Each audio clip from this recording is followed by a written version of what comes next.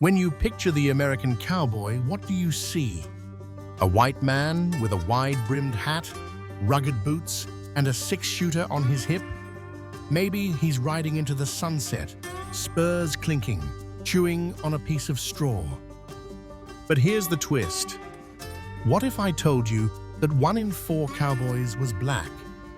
Yes, real cowboys, the ones who roamed the American West after the Civil War, weren't just white. They were black men, former slaves, freedmen, sons of Africa, who shaped the culture of the Wild West just as much, if not more, than Hollywood's Marlboro Man ever did. This is the hidden story of the black cowboys of the American West.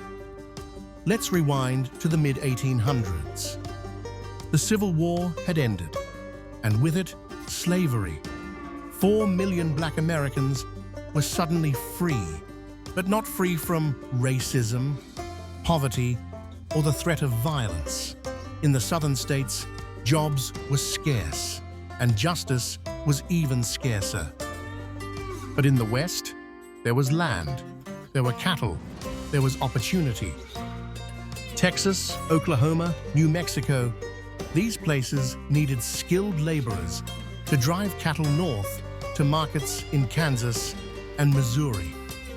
This was the golden era of the cattle drive, and black men, many of whom had worked with livestock as slaves, were highly experienced. They knew how to rope, ride, brand, and herd, and in the open frontier, their color mattered less than their skill. So they became cowboys. Real cowboys.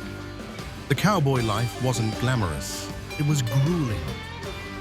Cowboys would ride for months, sleeping under stars, driving thousands of longhorn cattle across plains, rivers, and deserts.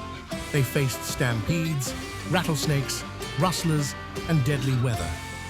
Black cowboys were often treated more equally on the trail than in towns. When you're riding for 18 hours a day, it doesn't matter what color your skin is. What matters is whether you can ride and rope. But that didn't mean racism disappeared.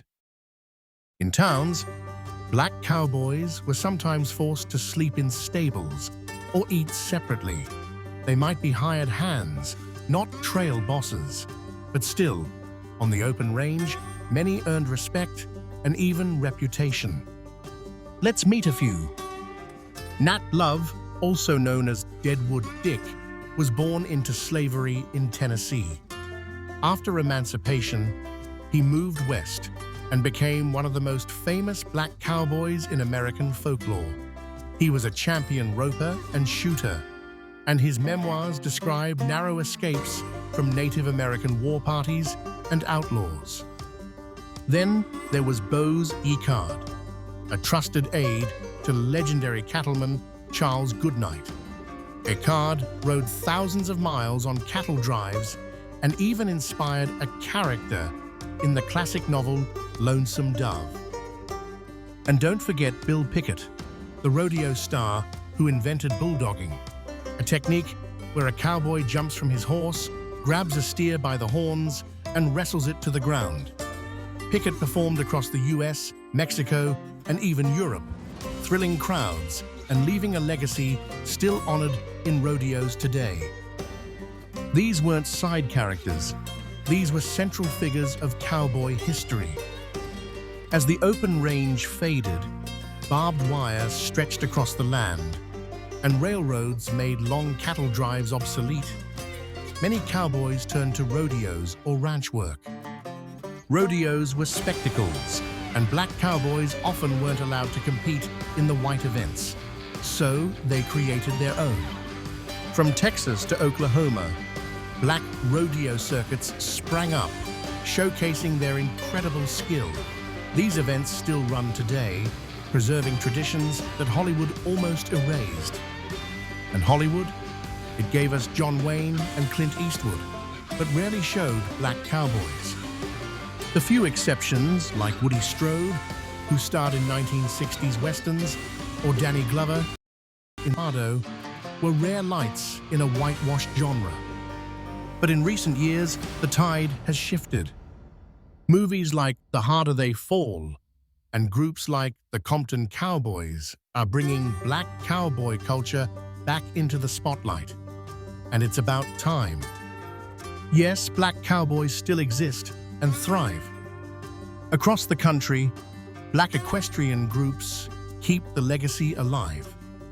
The Compton Cowboys, based in Los Angeles, use horseback riding to mentor youth and break cycles of violence. In Texas and the South, black rodeos draw huge crowds. Families pass down saddles, ropes, and stories. For many, cowboying is more than a job. It's an identity, a culture, a way of life that speaks of freedom, resilience, and history. A history that demands to be remembered. So the next time someone mentions the Wild West, remember, it wasn't all white hats and white faces. It was also black men, strong, skilled, and daring, who herded the cattle, broke the wild horses, and lived the frontier life. They left their hoofprints in the dust of history, even if textbooks forgot them. But we won't, because their story isn't just a footnote. It's the real American West. And it's time we tell it.